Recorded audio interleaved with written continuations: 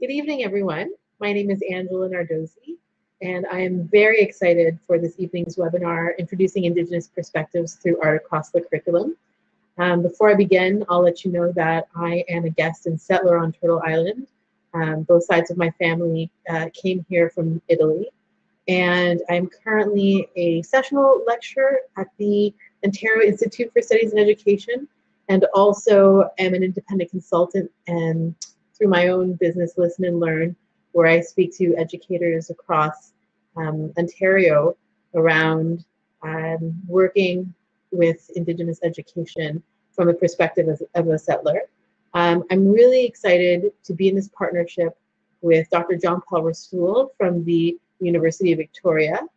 John Paul may or may not jump in this evening, but he's a huge part of this series, as well as one of the awesome folks from his team at the University of Victoria, Erica Finestone, who's joined us this evening, will be popping in and out on the chat with resources. And yeah, it's always great to have Erica around. She's amazing. I'm very excited this evening to be coming to you from the traditional territories of the Mississauga of the Credit River First Nation. I'm also excited to come to you from the traditional territories of the Seneca and the Petun First Nation, and excited as well to introduce our guest this evening, Becky Greenhow, who I'm going to invite in, and she's going to tell us more about herself and the work that she does, and we're going to get going. This is exciting. Okay, Becky, I'm bringing you in. I'm turning on your mic, and just hold on with us for a minute, folks, as we get all this technology going. Wonderful. I'm so happy that you've been able to join us. As Becky joins us, I'm going to invite everyone to participate in the poll that has been posted to let Becky know, what grades you're teaching, so that we can, as much as possible, tailor the information that she's going to deliver today to you. So Becky, welcome. So happy to have you with us. Tell me about yourself, and yeah, let's dive right in. Thank you.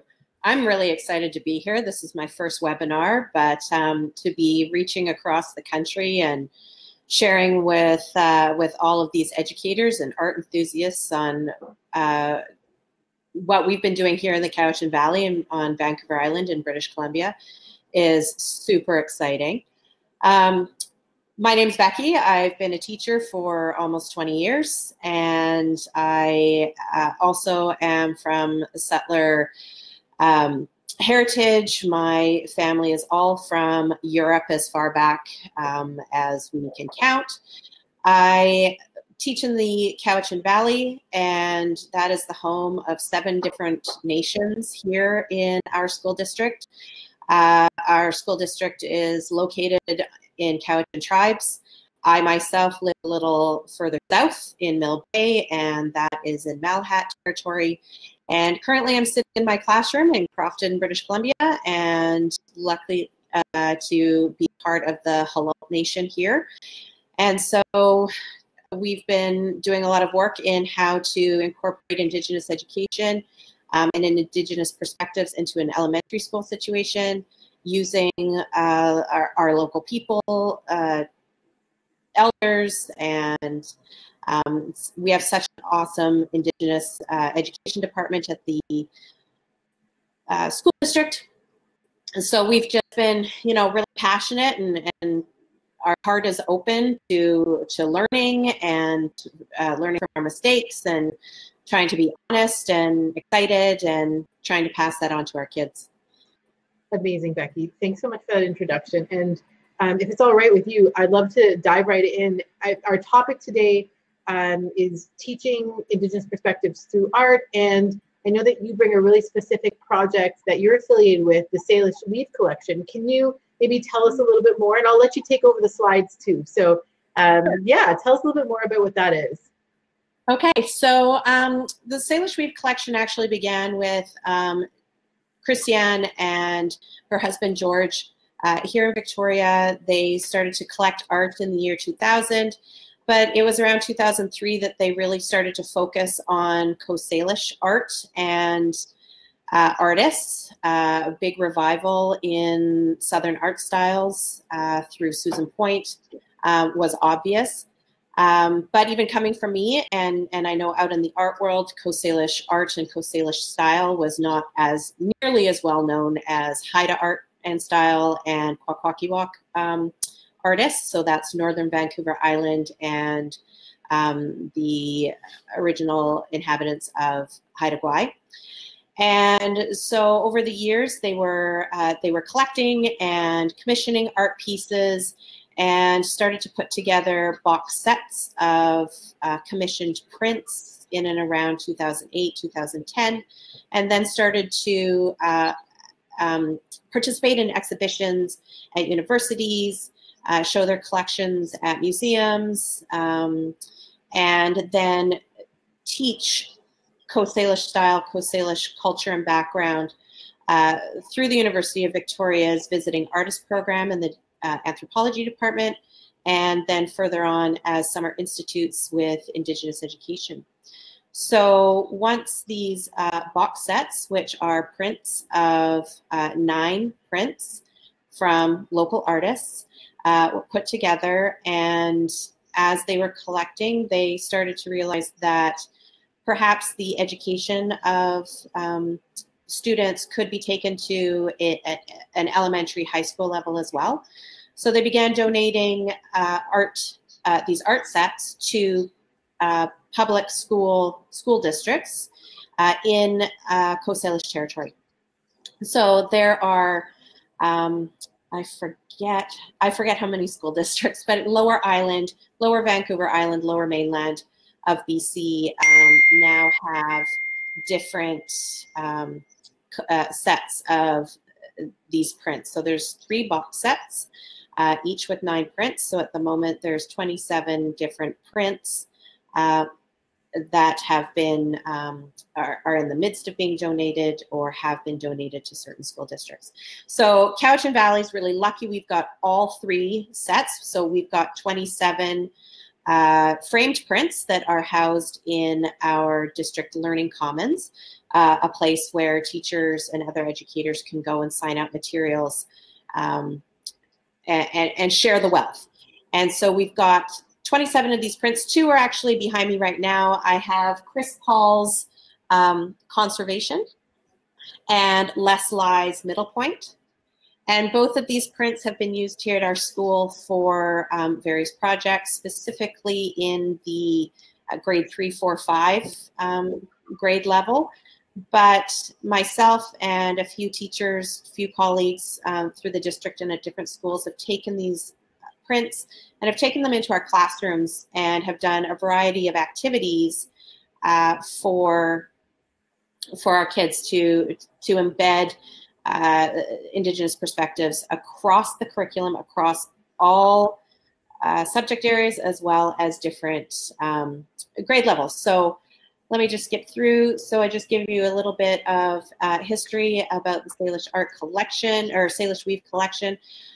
All of the box set prints are able to be seen online on the Salish Weave website. And it all began too with this beautiful piece, this cedar panel carved by Susan Point. It is yellow cedar and red cedar, and it inspired the commissioning and the production of the box sets. You can see the interwoven pieces intersect at 9 points in the square, and so that was how each box set then had 9 prints within each set. So it was originally Susan Point's inspiration that led to the creation of these box sets. Beautiful.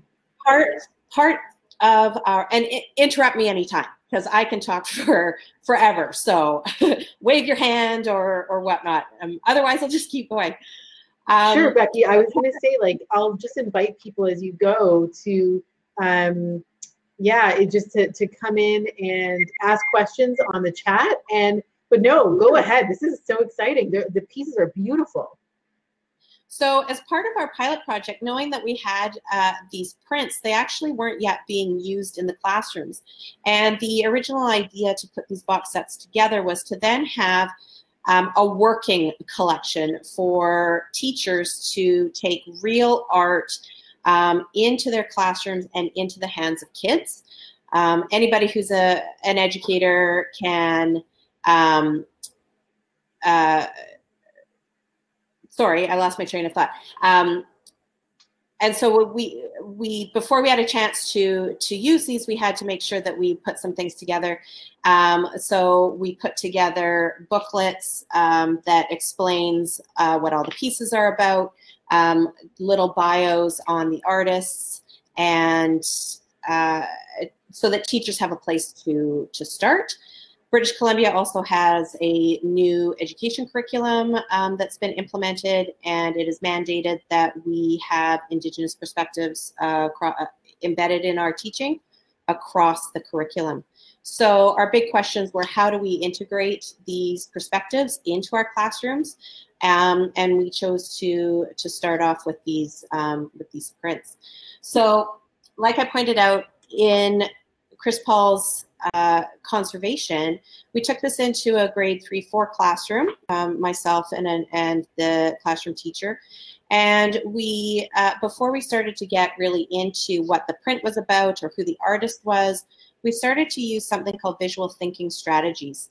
And there's a video on a link, on a couple of video links that was used in a previous exhibition that some pieces had been part of. I think it's through some of the UVic art galleries.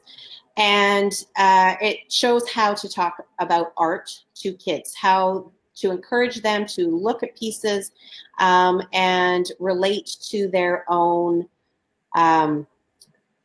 experiences, their own family. And so, for example, Chris Paul's conservation, kids were noticing colors, kids were noticing shapes. What did the shapes remind them of? And so that was the jumping off point for us in acknowledging what the kids were seeing, what they were connecting to. We weren't trying to correct them. We were pointing out. So Johnny, you're showing me that this shape over here is, it's black, the other parts are red. What does this shape remind you of? So we were encouraging them to continue talking and not trying to interrupt their thought flow. Go ahead. So my question for you then, Becky, just so I can clarify, you mentioned a video about, you're talking about the video about how students can look at art and these strategies. Is that something that you've given us in the resource handout that Eric has put on the chat? Yeah. So it's called Visual Thinking Strategies, or VTS. There's a long video and a short video, and the examples, the video shows kids in an actual museum or gallery. It's not with Indigenous art, but it just shows how the kids are thinking and what they see, what it looks like. It reminds them of in their own experiences. So it's really quite cute to see what they're picking up from our own social cues. They're looking at portraits, they're reading facial expressions, and they must have been in grade 3 or grade 4. So those sorts of conversations are quite easy to have with kids. Obviously, when you get to the older grades and kids are more articulate, they've got more experience in life, maybe they've traveled, they also bring all of that into the discussion. So there was no right or wrong answer in how to read these prints. It was just getting them used to taking a chance, taking a risk, sharing their ideas with their peers in a fairly safe environment. We're not going to correct them as educators, and we were getting their feelings out and letting them know that that is what art is about. Art is there to elicit some kind of reaction, some kind of emotion with the viewer. There isn't a right or wrong way to view it, but there were some really great strategies in these videos on how to start those conversations with kids. Amazing. So that can be done with any kind of Indigenous art. There doesn't have to be a right or wrong. It's how are you going to manage or guide that conversation with your own students. Wonderful. Okay, thank you for that answer. So there's another video that we also showed the students, and it's also included on the resource sheet, is a video on how what Coast Salish art shapes and style are like as compared to Northern art styles or what we recognize as Haida or Kwakwaka'wakw styles. And that video is done by Qualcius Sean Peterson. He is an artist in Washington State, and he goes through and he talks about all the different shapes that are classic traditional shapes in Coast Salish art. So trigons, crescents, extended crescents, ovals, circles, as opposed to Northern forms that have ovoids, U forms, split U's. And so the style is different, and there is vocabulary that is different between Northern and Southern styles. So again, we were able to show the kids, it was grade 3-4, and they were able to understand kind of what that looks like. At the younger levels, we're starting to create little signs of, you know, this is an extended crescent. This could go into a kindergarten class. This is an oval. So just giving them the vocabulary to start out with to begin talking about what they're then seeing in these awesome prints. With Chris Paul, so once we built up the background and the vocabulary, we brought this piece in because we're also studying salmon in the classroom. We're raising, we have a tank upstairs. We've now done this at the school for 3 or 4 years. And we thought, well, why not do science and art together? This piece is called Conservation. Why are we raising salmon in the classroom? We're helping to conserve our salmon stocks here on the West Coast. And so that was a direct connection that the kids could see. We've got the fish tank in the front foyer. We're learning about this particular piece, and we're having discussions about why each is important. Why would this artist put together a piece about conservation here on the West Coast? Why are salmon important to that? I really like what you're saying here, Becky, because what I'm hearing is, first of all, you know, you're allowing the students to learn a degree of visual literacy through the symbols, but then also you're connecting to a really local issue that obviously in some ways is most likely influencing the artists themselves in a way, I'm guessing. Yeah, and so where I am on the east coast of Vancouver Island, if you were to continue down towards Victoria, Chris Paul is actually from Sartlip, and that village is just across the water from part. So Vancouver Island kind of goes in a U at the southern end, and so what we're seeing here, it then can become an environmental discussion with older students about why is conservation so important for here on the west for us here on the west coast of Canada. Down in that inlet towards Goldstream Park, it's a major salmon run, and they were considering putting in an LNG, liquefied natural gas plant down in that area. So that's on my side of the water, and on Chris Paul's side of the water is the other side. So, and then we've got this massive salmon and provincial park, the Salmon River.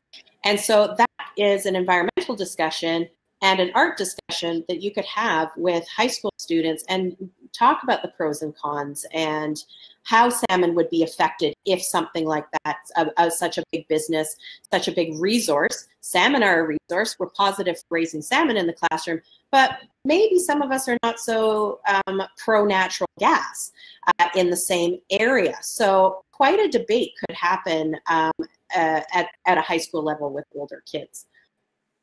Yeah, Becky, if I could just jump in here, you know, I'm just looking at our poll and looking at some of the questions that we're getting through our chat. And it's funny, we have quite a few people from the K-4 range, and then we have the 9-12 range also represented, and a sprinkling of folks in other grade levels as well. And so you began to speak a little bit about high school. I'm wondering at this moment if there's any other things that come up around, you know, reaching those high school students, or if we're gonna, you know, it's hard to keep going back and forth, but what are your thoughts there? And there are specific projects that some of our team did at a high school level. What the common thing that we have found here, like our elementary schools mostly here in the Valley are K to 7, and then we have 8 to 12 high schools. And so we found that teachers were really all about connecting all the subjects together, cross-curricular. You know, I can do science and art. I could, you know, let's write a poem about salmon. Totally easy at the elementary level. Getting into high school, when you've got blocks of time and specialized teachers, that interconnectedness doesn't always happen so fluidly. There's not necessarily as much co-planning between subject teachers, like you wouldn't necessarily see the art teacher going to a biology teacher and saying, hey, let's collaborate. And so one of our team is in a grade 4 to 12. It's a very small school in our district out at Lake Cowichan. And she is the specialist art teacher for the entire school, grades 4 to 12. And so I'll share some of the problems that she had, or the concerns that she had at that level. And then I've got a couple of lessons that another team member did, and she was the art teacher at the local high school. So what she did would have to be severely adapted for younger kids if that was a teacher's choice to do that.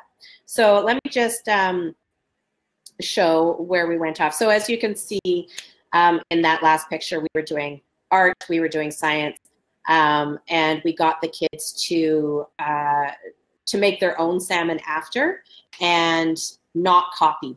So appropriation is always in the background for us, is letting kids know, obviously we're not going to copy because we are not Chris Paul. We're going to make our own.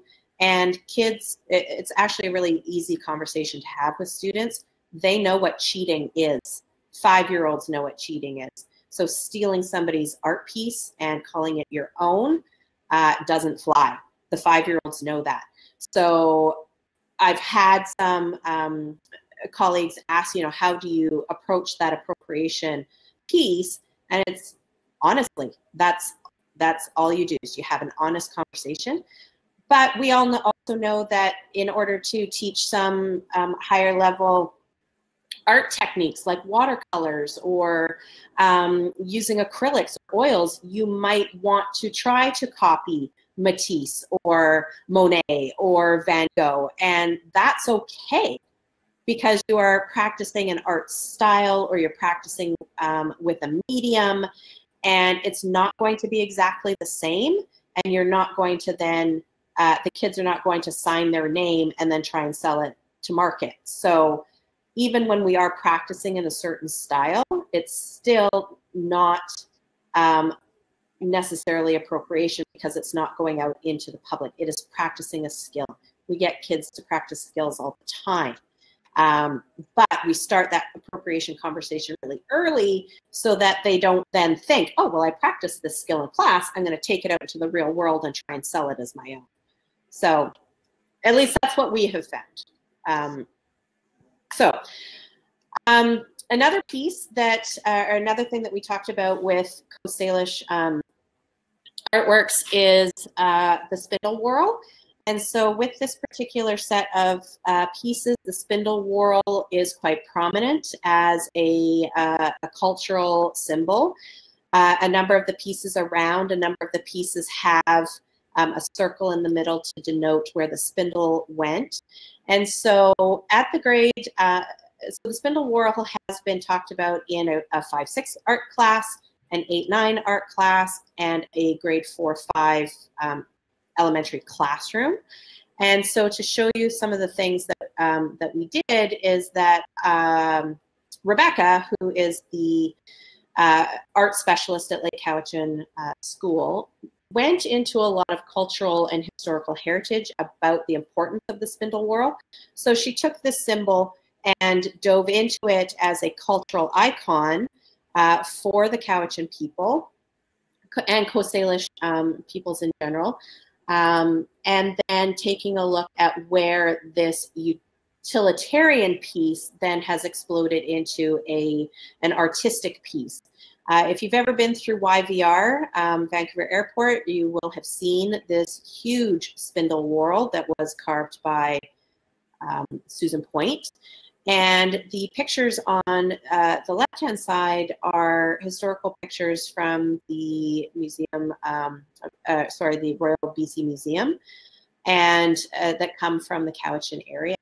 So once you kind of talk to the kids about historical significance, they then were practicing how to make their own spindle whorls, but not just, hey, let's copy a spindle whorl. Rebecca really went into symmetry.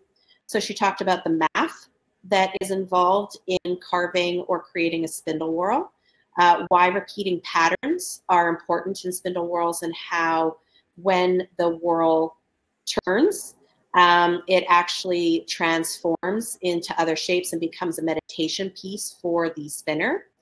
For the grade 5-6, you can see that she used paper, just layered paper with the classic shapes. But for the older grades, for 8 and 9, she then started to use different media.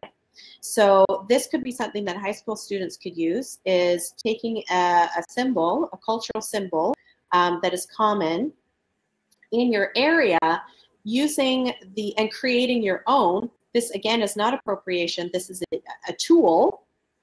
And the kids are then practicing using the shapes. They're practicing rotational symmetry. They're practicing how to fill an art piece with shape to show fluid movement. So there's so many elements and principles of design that were actually talked about in the creation of these clay and ceramic whorls done by 8s and 9s. They talked about color. In the bottom, or in the bigger picture, one student decided to not paint at all, just use the clay, and she carved into her whorl, where the darker, dark blue whorl down at the bottom, that's actually layered up. So then that started a different discussion of how do the shapes, are the shapes carved in as part of Coast Salish culture, low relief carvings, or do you start layering, I can't say that word, them up to create more of a 3D sculpture as opposed to a functional tool? Becky, this is really interesting. And I think one of the things that you're saying that I'm really interested in, and I'm just hearing from Erica as well, is just around, you're making a really interesting distinction between this as a tool versus, and how that can sort of stay away from appropriation. Can you say a little bit more about that? Because I think that's something that's really interesting right now. And it sounds like you've really worked with the artists to think about this idea of appropriation and like what that's about. Tell me more. So if you take a look at this piece here, or these pieces, the students were not being asked to copy Susan Point's big whorl with the eagles and the people in their wing joints.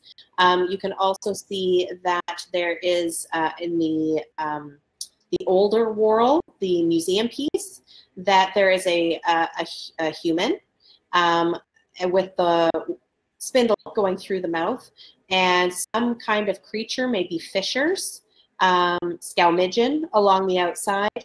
And when those could be family distinctions, or they could be reflective of the local flora and fauna. Again, the students were not asked to recreate this. They were asked to use classic Coast Salish shapes, to use those shapes to create symmetry, to fill a space. Like, how are these shapes used to fill space? So, oops, wrong side, I'm backwards. In Leslie's piece, you can see that there's balance. There is an equal filling of the space using all of those shapes. And so these are used as examples to then teach the students, look how this artist has filled this space to create rotational symmetry, to create movement. And it's not lopsided, it's not heavy on one side. And so those principles, those classic principles of design, then you can use these as the fuel for the discussions on how to show students how to fill in their art and create that balance and flow. I hear you. I'm so curious. Like one of the things that I appreciate that you're bringing here is knowledge of like when to stay away from things like family images or family crests, and I'm not putting that right. And It's so like it's here. No, totally. And you would, there needs to be an understanding of social hierarchies of the local people. And so in my studies, I learned that there was a very strict hierarchy of very important people, chiefs, elders with power, down to people who did not carry social status, especially in Haida culture. And so anything that is owned in Haida culture is carved, is decorated, has some kind of identifying feature about the house, the clan, the group of people that those Haida families belong to. And so that's really pertinent up in the north coast of British Columbia. As you come further south, there isn't as strict, again, my own studies, strict hierarchy. There still is respect and there still is ownership in Coast Salish areas. Mm-hmm. So people all up and down the coasts, there is ownership of song, ownership of story, ownership of symbols, family symbols, animal or clans. But it's not to the same degree in the south as it is in the north. Again, in using just the shapes as opposed to actual designs or figures, it's safer to do that because this is like the alphabet. These individual shapes are like the alphabet of the art. We're just using the letters. We are not using full stories. We're not copying full paragraphs. We're not signing our name. You know, we're not plagiarizing an essay. And so that's kind of how we've approached it. And through all of this, we've had guidance and we double check that we're not stepping on any toes. We have permission. We're always asking permission. We're always asking if this is okay when putting together these lessons and these activities. And we've been told, no, we're going down the right pathway when it gets to that. I hear you. That relationship piece is so important. And if we've made mistakes, again, this is how, like, I understand the fear of my colleagues in trying to embed Indigenous education, or Indigenous perspectives into education. There's the fear of disrespecting. There's the fear of making mistakes. There's the fear of insulting. And so we're always asking permission. We're always asking if it's okay. And if it's not okay and we've made a mistake, there's nothing wrong with making a mistake and then learning from that. We tell our students that all the time. We can't expect to be perfect the first time we try something. So why do we hold us adults to a higher standard? I do not have Indigenous background.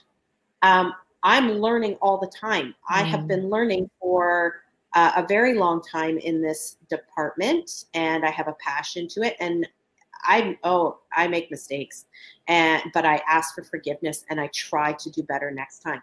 It is with an open and honest heart that I am trying to do this work with kids. So, anyways, that I really again, appreciate that. We tried to handle things. So yeah, no, I really appreciate that honesty and that forthrightness. And I know. I think that was a really great conversation, and thank you for bringing it forward. And before we move on, I just wanted to pose you one question from somebody on the chat, if that's okay. It's a little bit of a different sort of lane, but let's go there. Someone asked, just referring specifically to the resources that you're providing and that you're sharing with us today.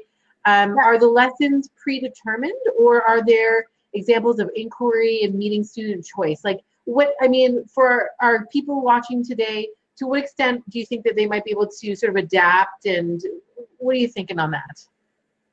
Again, I think everybody's going to be able to make those determinations depending on your own students. So all of what I've been talking about is the students that I know at my school. We've gone through a number of activities over the last few years. I know how our school district handles things, and so teachers, of course, are going to be the expert in how best to approach their own students with their backgrounds. And so what we did in the beginning is this is my favorite. I will say, out of all 27, this is one of my favorites. And because I'm a science nerd and I've raised salmon in the classroom for 10 years, and we had salmon in the classroom, this is where we started. So it was pretty much arbitrary where we went.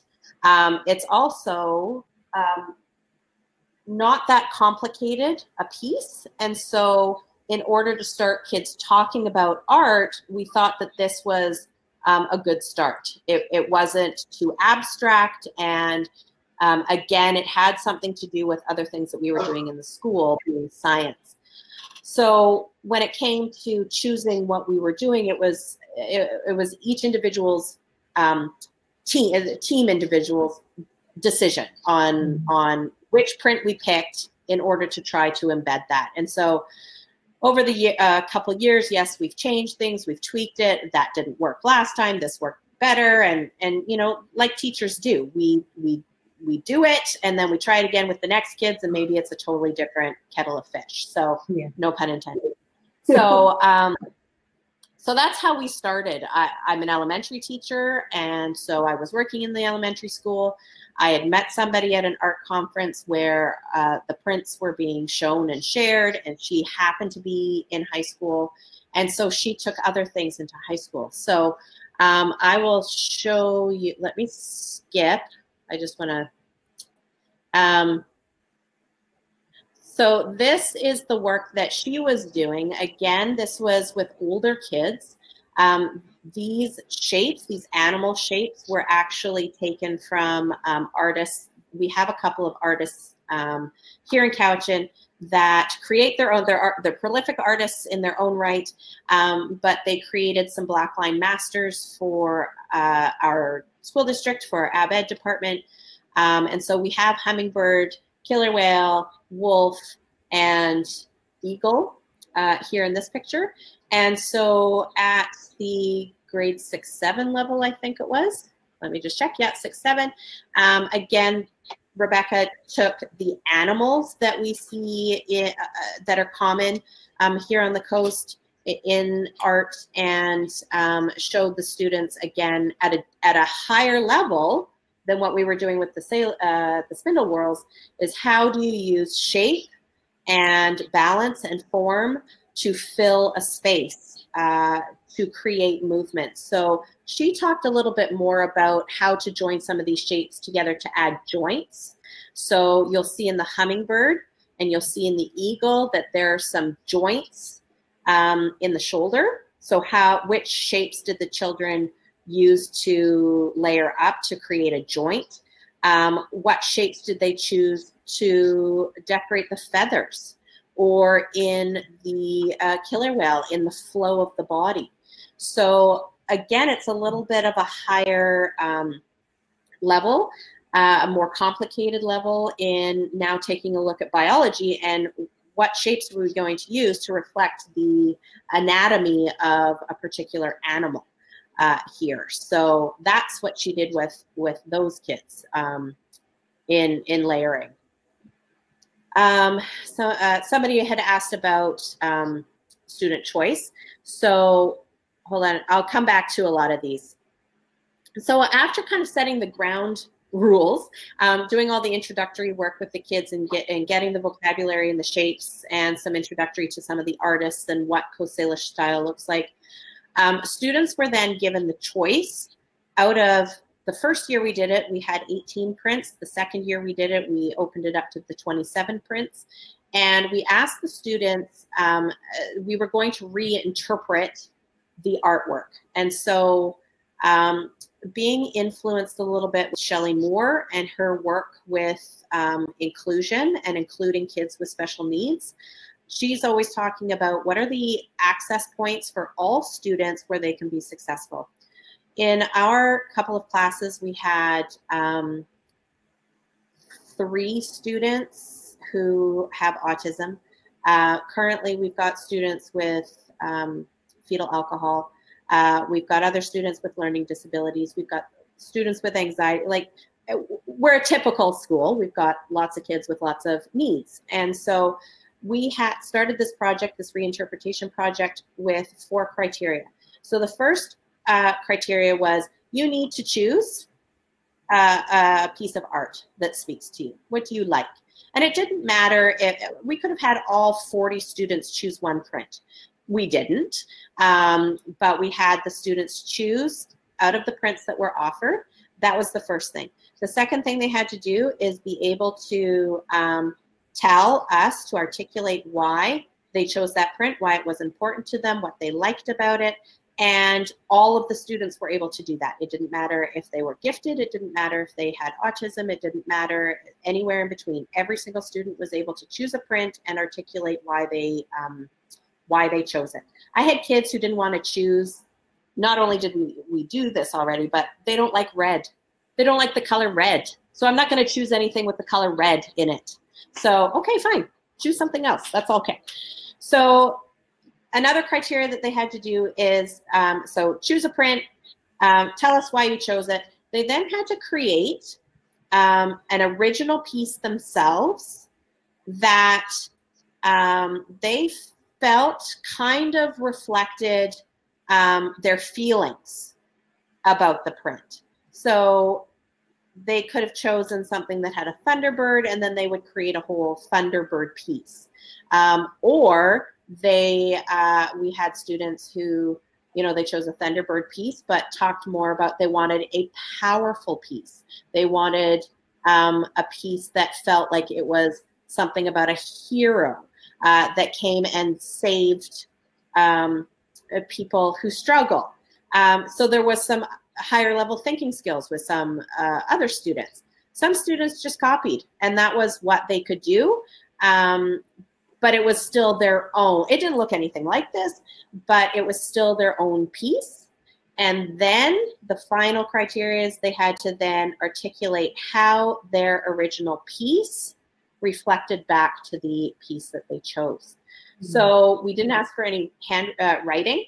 And as you can see in the picture here on the slide, that is our mayor who is talking to one of our students. And he chose a piece that had lots of birds in it. And so he then created lots of birds flying over a field. So he used a lot of different media, watercolor. He's got some felt on there. He's got some pastel. He's got some cotton balls for the clouds.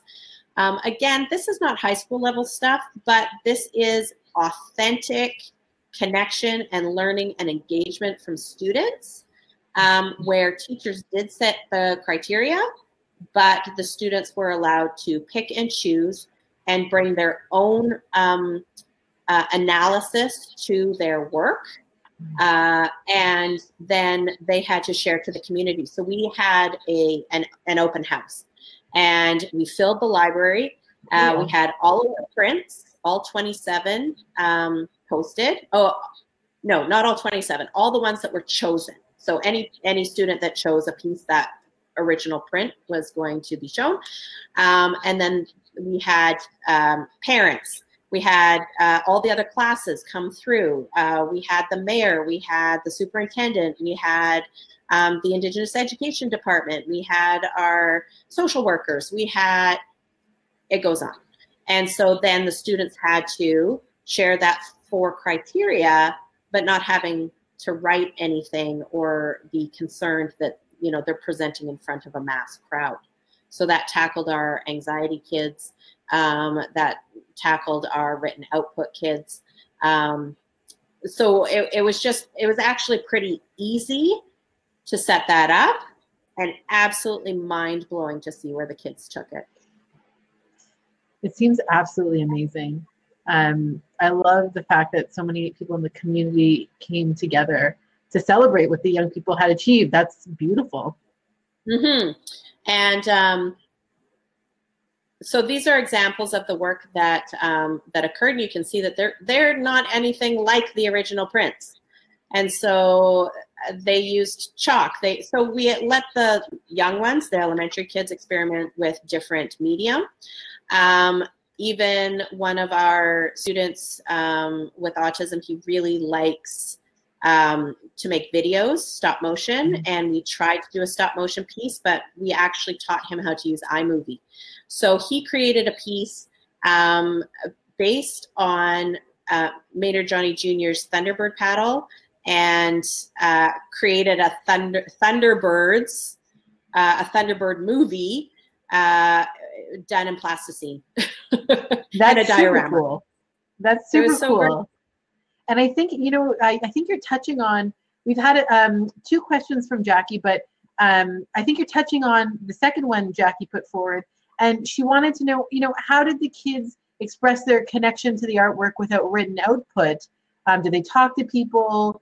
But so you're kind of touching upon that now. Can you tell me more about how they did this without written output? Yeah, so when all of our visitors came through, it was part of what we had set up with our colleagues as well. So when we're sharing our learning, we often get kids from other classrooms to come through. And so those students would have been front-end loaded with, you need to find somebody and you need to ask 2 questions. 2 questions, you know, what print did they choose, and give. So then we kind of framed a conversation starter.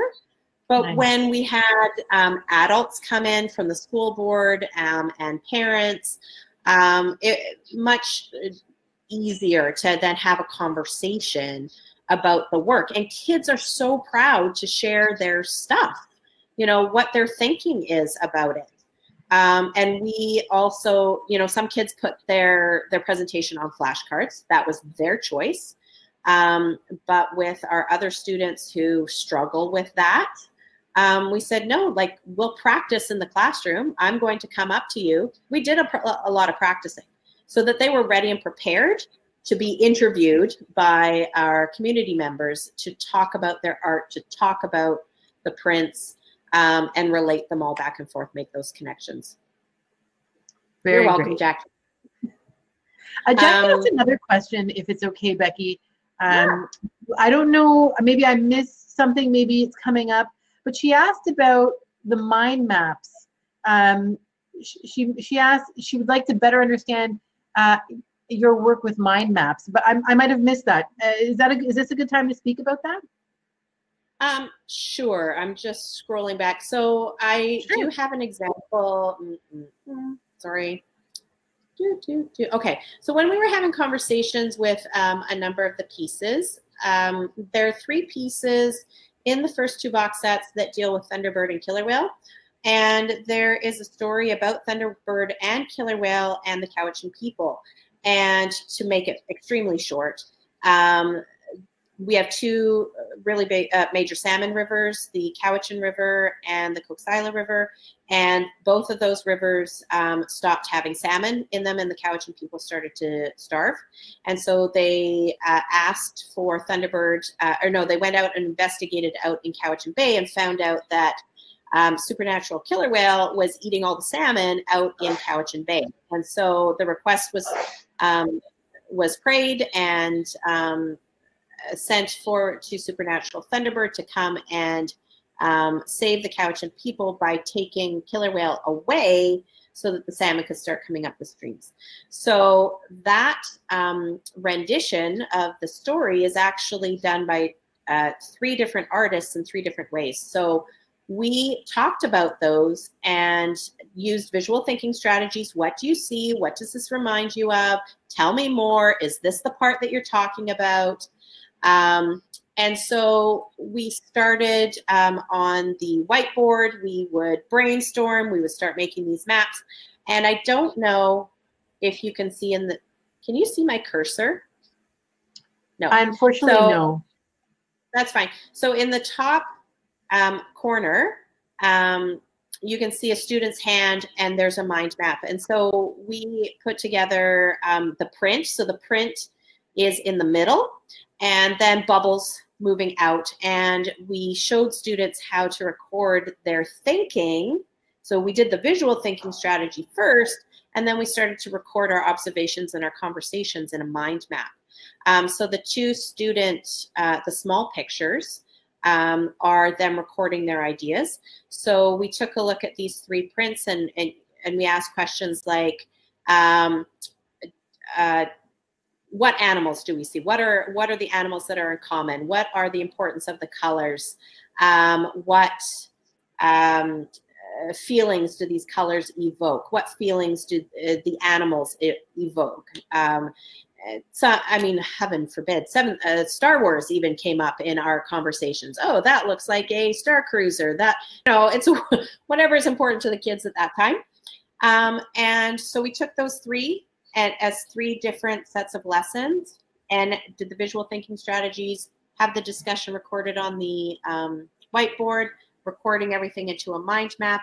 At the end, we actually did a three-way comparison and talked about the similarities and differences between all three.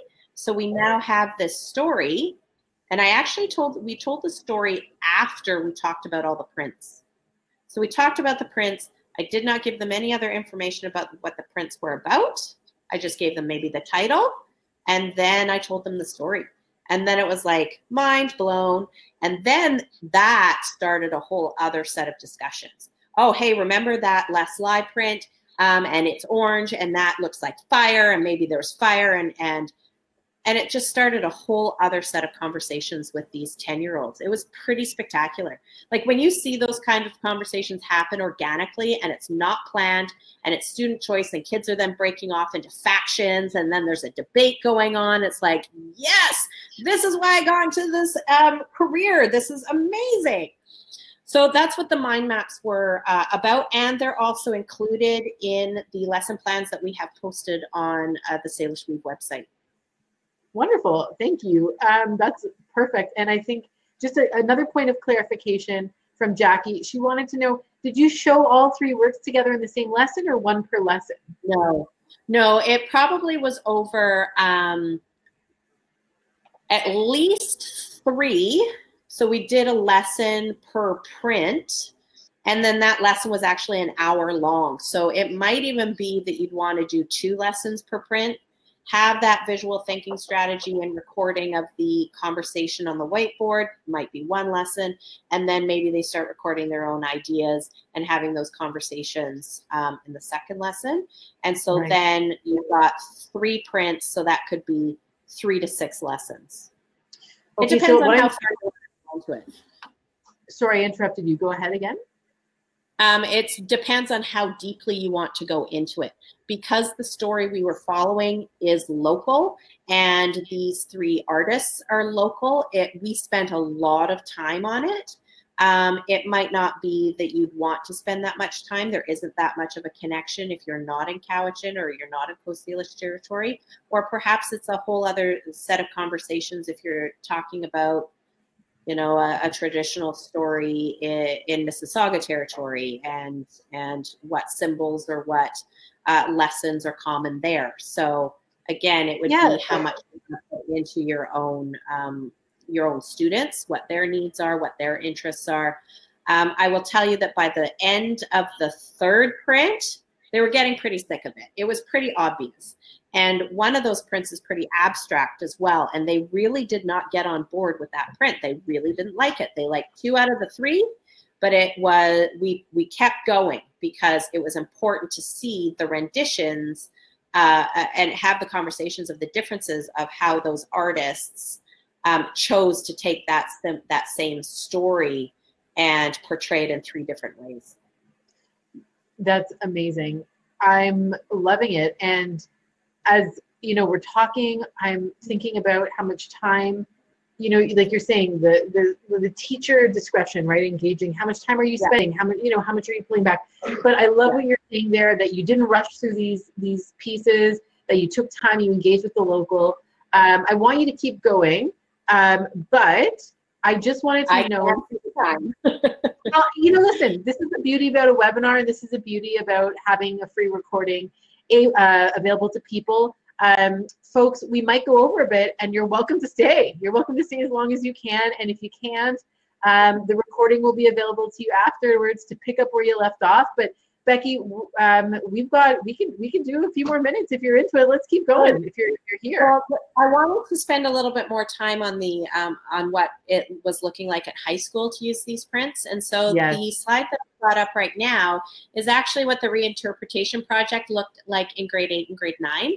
And so Rebecca took these prints, and Angela and I had done the reinterpretation project 2 years in a row with grade 4s and 5s, and then with grades 3, 4s, and 5s. And then Rebecca tweaked it for the 8s and 9s. And so the prints here, or the pieces that you're seeing here, is student art, examples of student art. You can see that they used different media than what you would see in elementary school. There are no cotton balls, there are no sequins, there are no googly eyes, it's all good. And so she had been teaching them about watercolor, and so that's another thing that can be used, is introducing, maybe you don't want to teach about a particular group of people or a particular story or a particular animal, and instead at the high school level you could use the prints or any Indigenous art to show a specific medium. So I'll move ahead. Sorry. Oh no, I missed it. Maybe I took it out. Anyways, so there's a print in box set 3. It's by Susan Point, and she has a gradient from blue to green, and it's in a spindle whorl kind of shape, and it's got frogs and 3 frogs, as well as what the bottom of a pond would look like. So what she had done was to teach how to do watercolor washes. No, I do have it in here. Oh, it's back further. There we go. So this is Susan Point, and the circle of life, the water cycle, local fauna and flora. And so at grade 9, Rebecca asked the students to choose a local animal and a local plant. And she taught how to do a watercolor wash for the background, and to then place their design of their plant and their animal on top of that watercolor wash. So in this particular case, Rebecca was not teaching about Indigenous animals or design or anything. She was using these prints as an example of how to do a certain technique, just as we might use, you know, the Anne Frank's diary on how to teach students how to write diary entries, or child perspective of trauma. You know, like it's a resource that you would use to teach a skill. So this piece was used to teach some watercolor, some radial symmetry, transference of design onto a watercolor. So they used carbon paper to transfer their designs once the background was dry. And these are examples of what her grade 9s were doing. So out at the lake, they have a lot of elk. And so elk and deer were the local creature that was chosen by the student of the bigger picture. And there are also hummingbirds, and people go foraging for mushrooms here, different kinds. And so you can see then the gradient in the background goes from orange to yellow, and then she layered her local animals and plants on top. We can see too that there is the butterfly picture. So this student chose a local insect with flowers that particular butterfly enjoys. And again, if we're looking at points of entry for student success, the bottom picture with the trees on it, this student went into this class with Rebecca saying, I can't do art. I can't do art. I'm a terrible artist. There's no way I'm going to do this. Like, just a really, defeated attitude. And by the end of it, he still managed to be successful and follow and learn all of the techniques that Rebecca was showing. Symmetry, watercolor washes. Is it as detailed or good as any of the other students? Doesn't matter. Doesn't matter. That child changed his attitude towards art, learned a whole bunch of skills, and created a piece that he could be proud of. He was actually really surprised at the end, saying, like, I didn't know I could do this. How does that happen? And so that's what, you can, in having a specialist art teacher at the high school level can be really great and really empowering for some kids who are really afraid to try, are really afraid to fail. And using something like this gives the opportunity to try out new things. Amazing. I really appreciate how you're highlighting the fact that, yeah, there's different ways to experience success here. And, I know in my own personal experience, feeling like I didn't belong in an artistic world, or, I'm not a good artist from a very young age. So I appreciate the different methods you're highlighting here. It's just good art practice, but also through Indigenous perspectives and Indigenous pieces. Beautiful. Now, one other example I'd like to share for high school, and then I actually have, if people are interested, I've got little kids, like primary sure. K that we're working on right now. But Allie was, another member of our team. Where do I go? Here we go.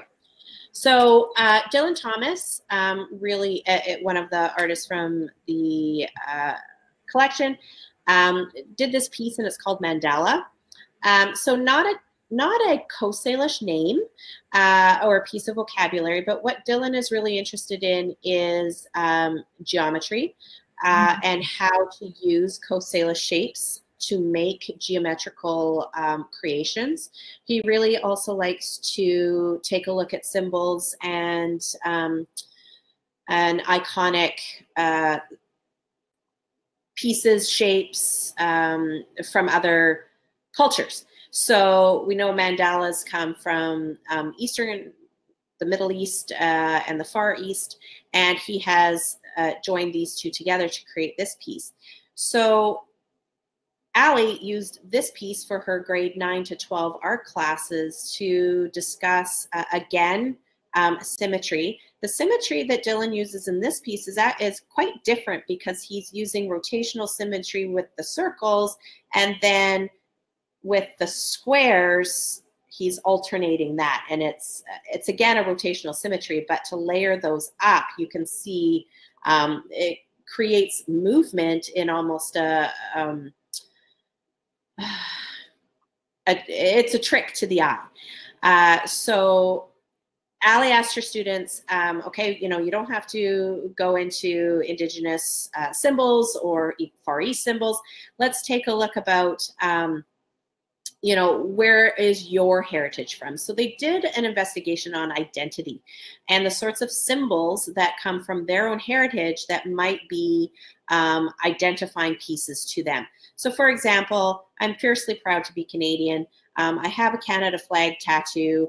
My father called me Ladybug when I was a kid. So for a very long time, I collected ladybugs, whatever. So the students in her class, multi-age classes, were investigating their own heritage. So they did a little bit of a family study. They interviewed their parents, their family members, found out where they all came from originally, and then started to collect symbols or pictures of what they found was representative of them. So it wasn't studying another culture, it was studying themselves. And so what some of the students did, this particular pair of kids, they didn't want to work together. They wanted to work, or they didn't want to work individually. They're best friends. They wanted to work as a pair and create a joint piece. And so part of their identity is as best friends. And so they both have British heritage as a background. So they have the flag on either side. There was some bird imagery. I can't remember, there's some color imagery in there. And so favorite colors came into play. And so they created a piece that was representative of them as a best friend pair, as well as their identity from their own family heritages, and then favorite colors, favorite animals, whatever. So this particular piece, while it has nothing to do with Dylan Thomas and mandalas and Coast Salish traditional shapes, this certainly does reflect a joint connection between these two friends, and shows that identity for them. So high school, you know, high school kids, they're trying to find out who they are as people. And so identity is a huge topic that anybody could dive into. A number of the pieces in the collection talk about identity and family stories and family names. And so again, while like my two names are my two aunts. So my background is directly related to my mother's sisters. So there could be similar things that you dive into in your own class. Again, that's up to the teacher and their knowledge of that group of students. Yes, what strikes me here is that, you know, what you and your colleagues are doing is really using this work as both a window and a mirror, you know, like a window into different nations around you, but also like a mirror into, and what does this mean for our own identity? What are the connections we can make to who we are? I love it. Yeah, keep going. We've got another question coming at the end, but please keep going. Okay. And I didn't, oh yes, I did. So her next piece, so Ali also did, as a visiting teacher, here in Cowichan, we had a program called the land-based program. And so the students would actually not be in the classroom. They'd be out on the land and learning about local clam beds, or how to restore eelgrass sanctuaries, or how to support our local wetlands. And so in that they would be, you know, they would be learning their math, they would be learning their English, they would be learning their science out on the land. And so she was able to work over a very fast 2-day period with this group of kids, again, talking about identity. Now, this particular group had a whole other different structure within the forming of their identity. So yes, high school kids, yes, they were looking into local ways of doing and being. So out on the land, local resources, whatnot. But they were also a group. So their identity was this, part of their identity was this program. So Ali was able to take, this piece is by Andy Everson, and it's called Eagle's Nest, and it actually reflects his two children. So his son and daughter look very different from each other. One is very fair and one is very dark. And while Andy is part of the Comox Nation, so that's actually bordering Coast Salish and Kwakwaka'wakw territories, Comox is, it demonstrates a mix of samples of both in Comox culture. But Andy also has European background as well. And so this particular picture shows the identity and background of his two children. So in using this as an example, she then took the idea of identity and how that is formed and how that is reflected to the land-based program. So Ali is an artist in her own right. So she did guided drawing lessons with this group of kids. Again, I can't do art. I'm not creative. No, I'm in this program for a reason. And so what were some of the things that make this a cohesive group? So what is the heart of this program?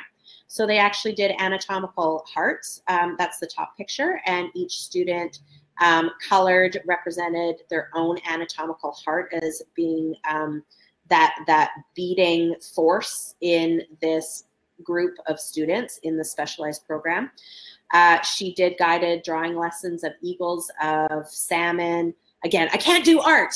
Well, okay, no, but you can follow directions. So let me teach you how to draw an eagle. I'm going to tell you, first step, you draw this. Next step, you draw this.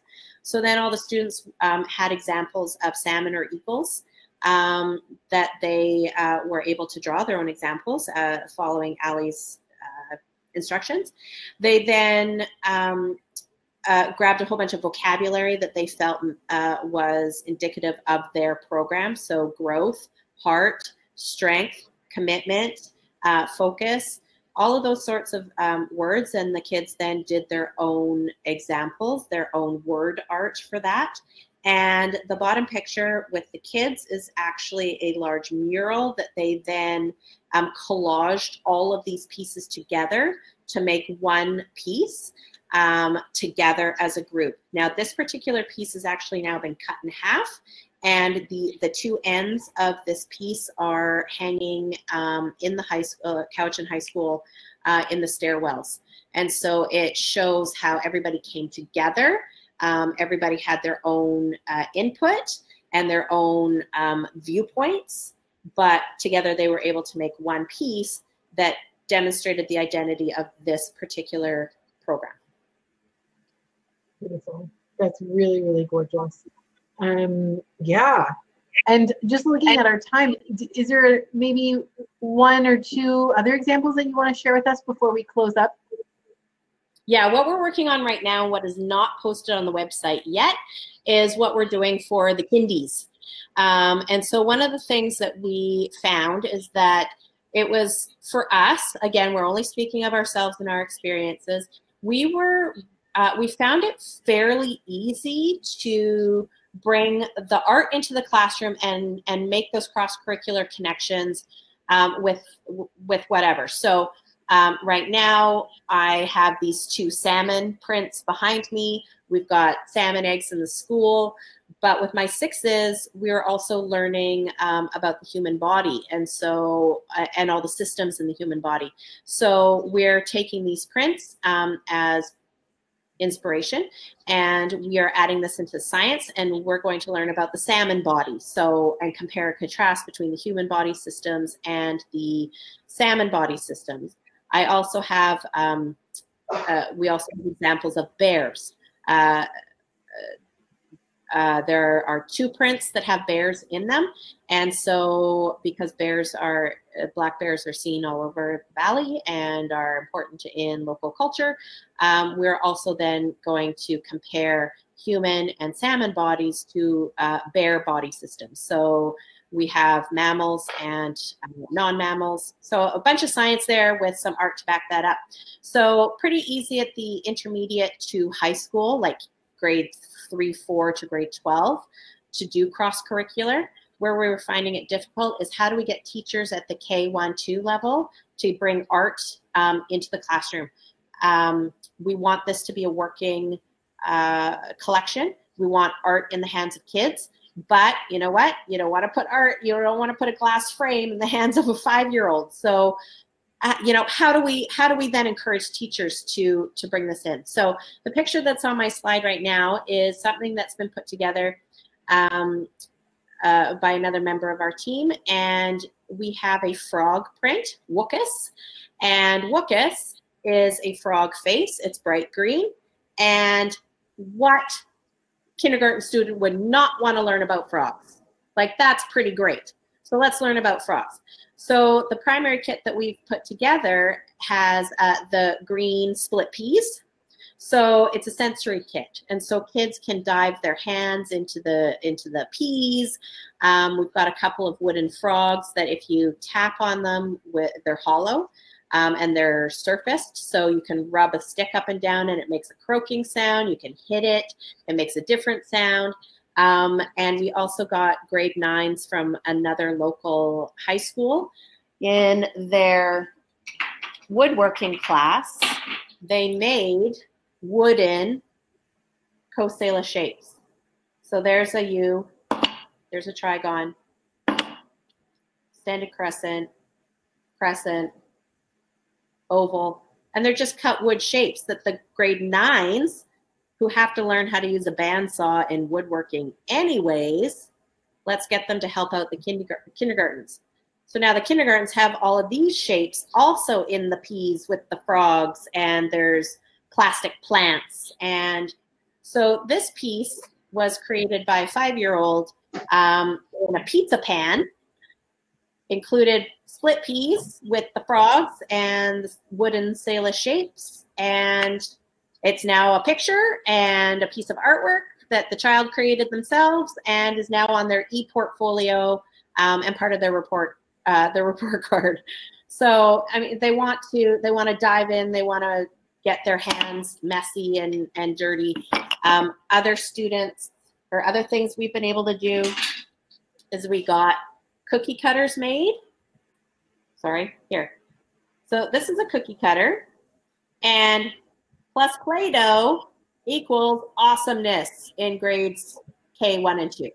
So again, another cookie cutter, and I got a friend of mine to use a 3D printer, and I sent him the Salish shapes, and he made cookie cutters. Again, I've got all the shapes, and before the Play-Doh, I actually made cookies with them. After the cookies, we now use them for Play-Doh. So up to grade 3, I just had a colleague send me pictures today, and her grade 3s were using lots of these cookie cutters that we had made with Play-Doh on laminated sheets. So then they created their own pictures and art with their own colors and their shapes. That kind of leads me to one of the questions that came through a while back. I believe it might have been Jackie also, who wanted to know if you could direct folks to where they might purchase like something like the die cut shapes for tracing the Coast Salish shapes. But it sounds like you had some 3D printing hookup. Yeah, I had a 3D printing hookup, and I personally got my friend, that was the pink ones, these cookie cutters were just a prototype to see if it could be done. And once we saw that they could be done, he did another round for me, of which they have now been distributed to a number of classes and colleagues.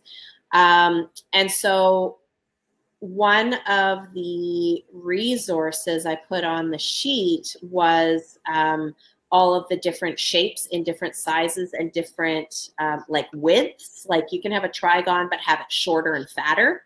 And so there are examples of that. And so I sent that to Comox, and they've got their own 3D hookup that they're then going to figure out how to make their own cookie cutters. Same, they're going to hook up with their own local high school and see if their high school kids will cut out blocks for them out of wood and then sand them and oil them as part of their woodworking project.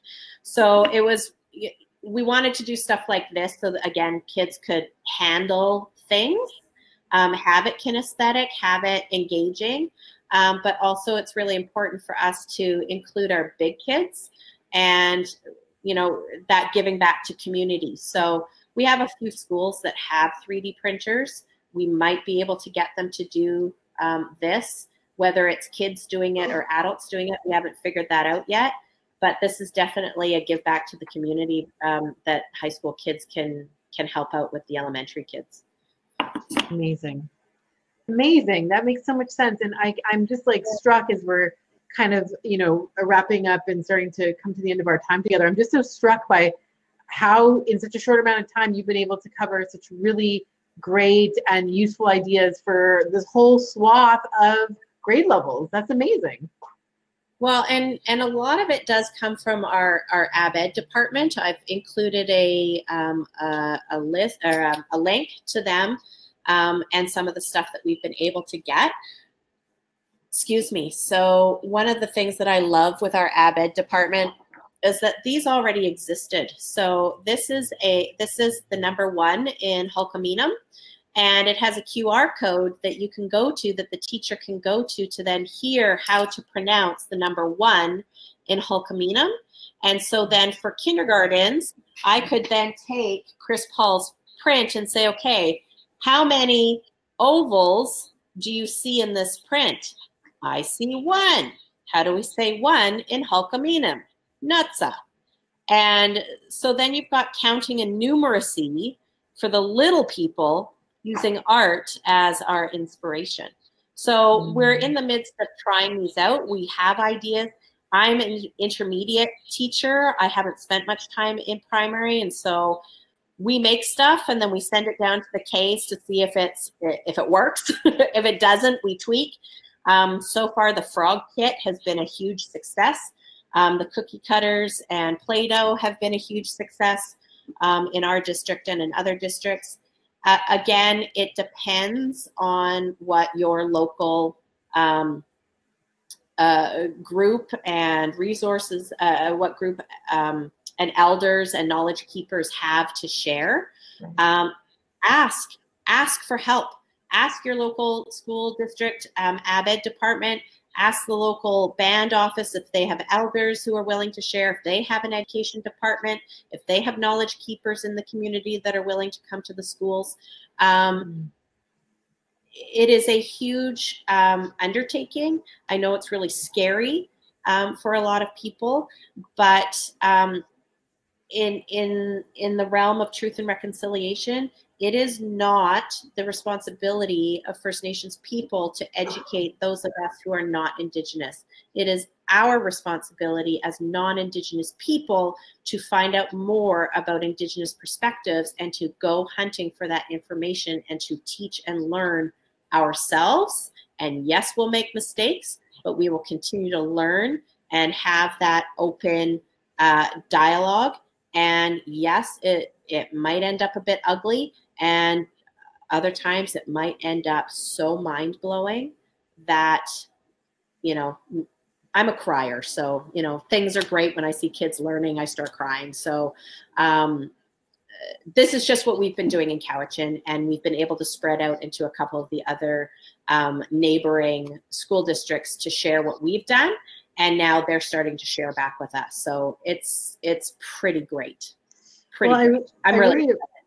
Yeah, I'm excited too. I mean, it's so exciting to hear this, and I think I really appreciate, you know, we both mentioned at the beginning, you know, we're both non-Indigenous folks, and I really agree with you on that, taking on that responsibility. You know, so much of the burden is often placed on Indigenous folks. Teach us, and relationship is important. It sounds like you've really established some really good relationship, but you've really taken on responsibility. You've really taken the initiative to push these things forward, to find money for this, I'm sure, to do this work. And it's really, really awesome to see such great results. I have bought a number of cookie cutters myself.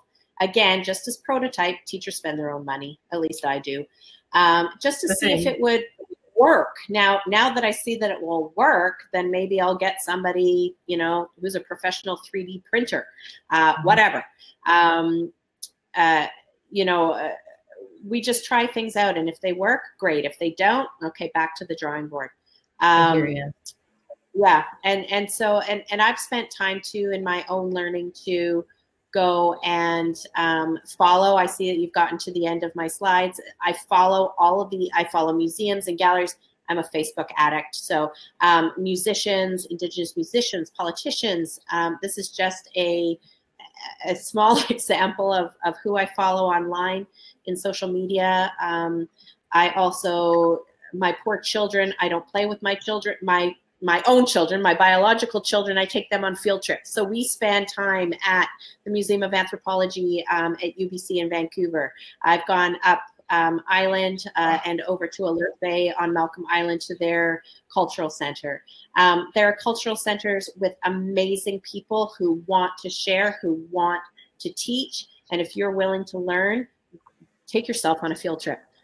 You won't be sorry. That's so exciting. It's so true. There's so much that we take for granted in our own neighborhoods. And this list, I'm just leaving it up because, and if you're watching the recording or if you're watching now, you can pause it here on the recording just to look at this extensive list that you've put together. And there's so many more. I really appreciate it.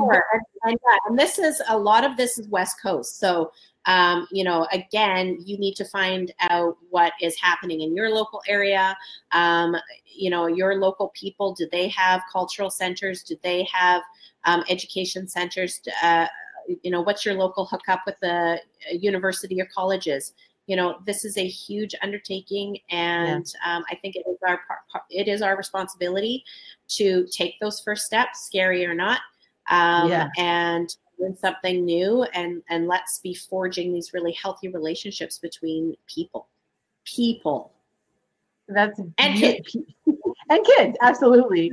And that's a beautiful note to sort of lead us on. And I just, before we finish today, I just wanted to thank you. And you probably didn't see because, you know, you were presenting so wonderfully, but we had folks in the chat just really appreciating your work and the work that you've brought to this project. And, you know, people still, Stephanie just put in a nice comment as well.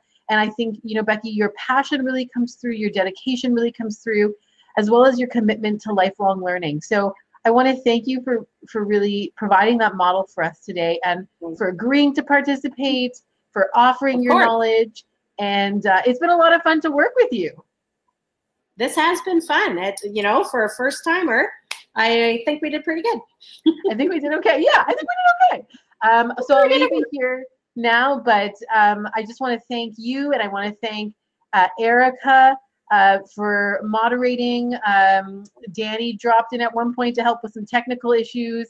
And so on behalf of Dr. Restoule and myself, thank you. We hope that you will stay tuned for the recording coming in the next few days, as well as links to our past webinars.